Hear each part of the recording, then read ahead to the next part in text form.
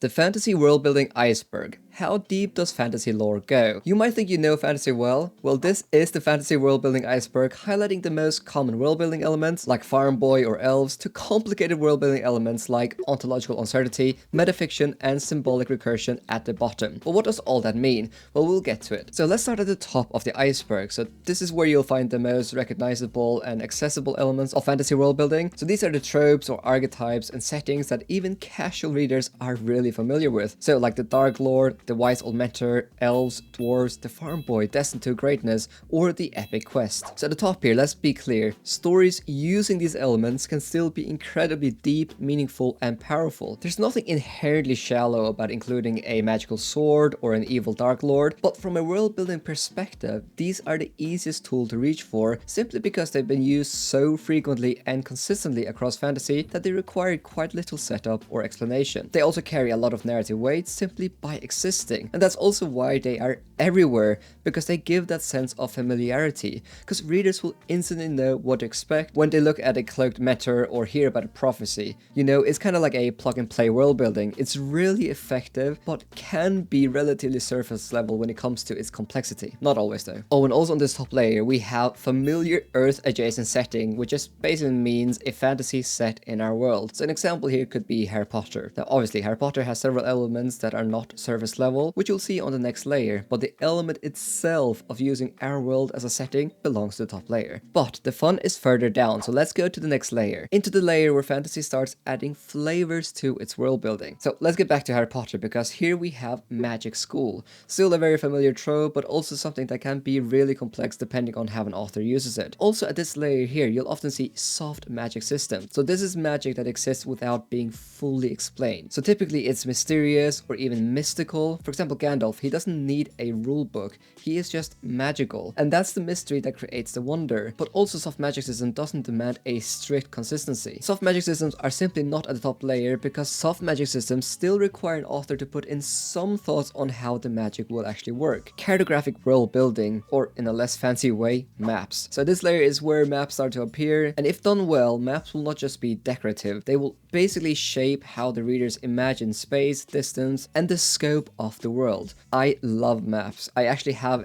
beside me here, a First Law map and also a Westland map that you can see that I look at every single day. I think all fantasy worlds should have a map. And before anyone corrects me, no, I'm not going to call the Wheel of Time world Randland. That's such a stupid thing. Okay, next up in this layer, fantasy terminology. So this just means invented words for magic, creatures, titles, or weapons. So whether you're using a word like warder or shardblade or Aes Sedai, these are the terms that make a world feel lived in, even if they're just renamed versions of familiar ideas. I really like when an author actually invents new fantasy terms, but I also think there is a limit on how many words an author should create. I kinda hate that feeling of opening up a fantasy book and seeing there's like a 10 or 20 page glossary explaining each single fantasy term. So I would say if you're an author, definitely implement fantasy terminology, but also make most of the words in plain English in your story, please. And then we also have magical artifacts and medieval setting. I feel like these are quite self-explanatory, so let's go to the next layer where it gets more complicated from now on. So in the third layer, we begin to see fantasy worlds that move beyond the familiar. So for example, take hard magic systems. Unlike soft, mysterious magic, hard magic systems are defined by its rules and limitations. So for example, you can think about Elemancy in Mistborn. This magic system behaves almost like physics, and it requires readers to engage with the magic like they would a puzzle. So hard magic systems can be straightforward, but a lot of them can also be super complicated, like Elemancy. I mean, if you truly want to understand every detail of Elemancy, then you can literally spend hours just reading about it. Then we have Lost Civilizations. I love this elements because this basically adds a layer of forgotten history into the landscape. So whether it's, you know, ancient ruins or dead gods or broken technologies, these elements add a lot of depth to the world, and also adds this sense that there are many stories before the one you're actually reading about. I think without a doubt that Middle Earth has that sense of being super old old and being filled with lost civilizations. And I would just say lost civilization is actually genuinely one of my favorite world building elements because it automatically makes this world feel multi-layered and more complex and just old. Original creatures. So this is a world building element that's quite hard to pull off because it means that an author here is actually creating a fantasy creature that is not in any other world. So we're not talking about dragons or elves or trolls here, but actually something new. This is actually something we don't see that often in fantasy stories because it's not the easiest to implement. Why? Because readers have no frame of reference. For example, you just can't write a story and say, a growl appeared and move on, because the fantasy reader will be like, what in the world is a growl? But if you say a dragon appeared, everyone knows. So the author actually has to put quite a lot of work in to reveal what this creature is through the context, for example, what it eats, how it moves, how people react to it, and stuff like that. But this can be pulled off well, but it's quite hard. I really like a book called Seas of War that introduced a lot of creatures I'd never seen in fantasy before, and actually the author had put illustrations at the start of the book just to help the reader understand what the creatures looked like and how they act and stuff like that. Next up we have moral ambiguity. So this is just when a world stop offering clean lines between good and evil. So for example, the author might give the villains good reasons, or the heroes might have blood on their hands. Books like The First Law by Joe Abercrombie or A Song of Ice and Fire have become really famous for presenting this morally grey elements to their stories, which again adds more complexity to the world. On this layer we also have multinational politics. So I think that this is actually one of the most underrated but rewarding elements of fantasy world building. So instead of having,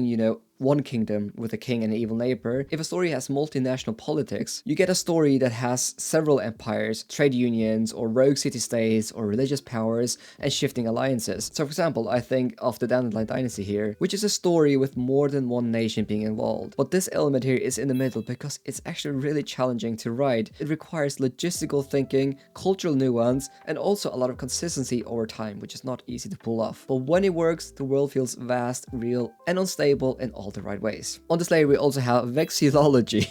You might be wondering what that means. That just means the study of flags or symbolic design. So at first glance that sounds quite trivial, but I think that in the hands of a skilled world builder, crests and colors aren't just, decorative, but they are political statements. They'll tell you who the people are loyal to, what their history remembers, and what the ideals they hold. And I think that a world that thinks in symbols often feels real because it mirrors how we use them in our own. So you don't need a paragraph of exposition, but rather you can just use a single banner on a battlefield, and that can speak volumes more than a lot of exposition, stuff like that. But this can be quite hard to pull off because the author has explained the symbolism or the understanding of the people in the world and the feelings that flag or symbol might evoke in people's heart and stuff like that. But when done well, it's amazing. So there's one more element that often emerges at this stage, which is generational trauma. So this is just when a fantasy world isn't just shaped by ancient wars or forgotten empires, but is also shaped by how those events still echo in the minds of the characters in the stories, and if pulled well, it can be amazing. But an author here that tries to implement generational trauma really needs to understand human psychology to do this well, hence why it's at layer 3. Okay, but let's get to layer 4, where fantasy introduces even more weird fantasy world building elements. So first up we have gamified progression systems, also known as lit RPG. So this is quite closely related to hard magic systems because it's a system full of rules, limits, and mechanics. But in my opinion, it takes things even further. So think about levels or skills or mana bars or cooldown timers, or sometimes even visible stat sheets that track a character's growth numerically. So in traditional fantasy, a character might become stronger through vague training montages or sudden power boosts, but in lit RPGs or game-inspired fantasy worlds like Dungeon Crawler Carl, every advancement is explicit. So you might have like 5+ agility or new perks unlocked and stuff like that. So these are the stories that create a magic system that behaves more like a spreadsheet than a mystical force. But that is the appeal, because it gives the readers a tactile sense of progress. So I hope this kind of makes sense. At the second layer we had soft magic system, which can be complex but not defined, hard magic system that is really defined, and then gamified progression systems that is really hard magic systems with stats. What else is here? Dead languages. So I love this one. So I think that dead languages in fantasy is a really powerful tool because they kind of imply a history so long and rich that even words can decay. So these aren't just alternative languages characters speaks, but they're languages people used to speak but are now maybe preserved in runes or songs or forbidden texts. So let's get back to Lord of the Rings again, because the black speech of Mordor or the ancient tongues of Numenor aren't just flavors. They carry political, spiritual, and cultural weight in the story. So whenever someone speaks in the old language, it means that something serious is happening. And these languages are often the keys to ancient magic, you know, the names of gods or the final warnings of civilizations long gone. And they can often almost act as a barrier, you know, separating modern characters from old knowledge and making that old knowledge feel dangerous or sacred. What else? Okay, we have parallel worlds. So parallel worlds are just alternate timelines or settings. Often they'll be reflections or distortions or reimaginings of reality, and they'll often be connected by a fragile thread. So in stories like Stephen King's The Dark Tower, there are multiple parallel worlds that are interdependent. So The Dark Tower introduces a multiverse where entire realities spin around a central axis on the tower itself, and worlds bleed into each other as you progress in the story. You know, you'll see people and places reappear in different forms, and what's real in one world might be a different story in another. So I think that parallel worlds, if used well, can be a really interesting tool to explore identity, fate, and consequence, because you get these questions about like what changes when the same person walks in different paths, or what if the war in one world depends on the peace in another. It's super interesting. Okay, on this layer here we also have multi-continental world building. So I think that this world building element is almost impossible to pull off well. So here you're no longer dealing with one kingdom fighting an evil overlord, but instead you're navigating a tangled web of not countries, but continents. So I think that no series here captures this scale better than the Steven Erikson's Maleficent Book of the Fallen, obviously. So that series is set in a world with multiple continents, each with their own political systems, cultures, religions, and military doctrines, and they are in constant flux. So, you know, conquest in one land might trigger a rebellion in another. It is super complicated. And if done well, it makes the world feel truly huge in every way. Alright, we have one more here. Ethical magic systems. Also one I love. So just think about this. Most magic systems in fantasy are about what characters can do, but ethical magic systems are about what they should do and what the cost might be. So these magic systems don't just involve rules, but they will also involve a lot of responsibility. So I think one of the clearest examples here is the Wheel of Time. Magic in this world, the one power, is split between the male and female halves. So we have Saidin and Saidar. But in the world, Saidin is tainted and corrupted by the Dark One. And the result is that any man in this world who channels his power is basically doomed to go mad and eventually die. So it's not just a dangerous magic system, but it's also super tragic. And it turns the very act of using magic into an ethical crisis. For example, you have these questions like, do you embrace the power to protect the world, knowing that it will eventually destroy yourself?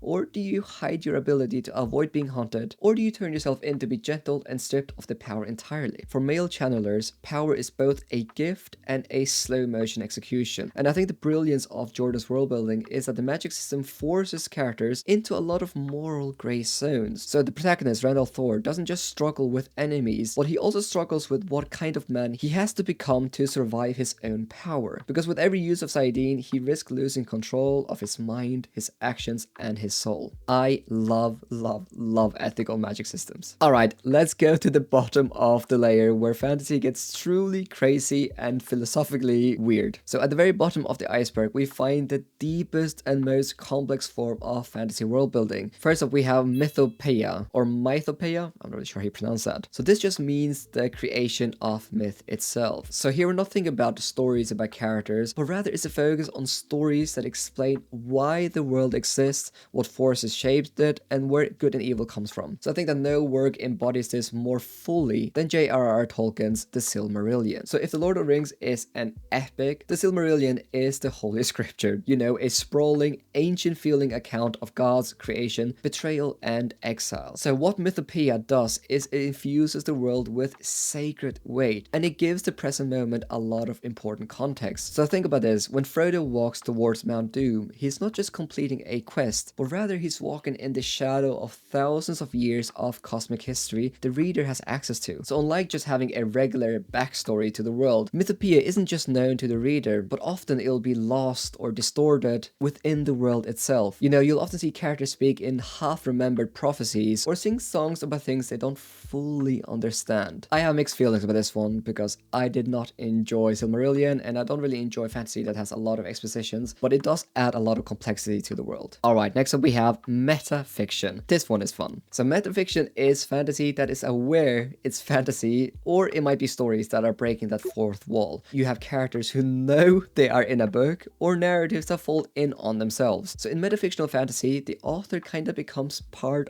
of the story, and the reader might even become part of the world, and the line between fiction and reality begins to dissolve. Now I actually do have some quite good examples here about fantasy worlds that include metafiction, but I'm really worried that some of you will find my examples really spoilery, so I actually won't give any here, so I do apologize about that. But metafiction basically asks questions like who owns a story, or what happens when a myth remembers it is a myth, and also really interesting questions about narrative. Is a narrative still powerful if the narrator knows it is not real? So yeah, I think that metafiction is really tricky to pull off, since it can instantly pull you out of the immersion if a character suddenly turns around and is like, oh, I know I'm in a story, you know, but it can be pulled off well, and yeah, this one is super fun. Alright, then we have symbolic recursion. So another world building element I can't really give many examples of due to it probably being super spoilery, because often it's not even revealed until towards the end that the story has symbolic recursion. So what does that mean? So this is basically where ideas or images or events repeat themselves across time, space, or story layers, but each time they return, they carry a different meaning or ending.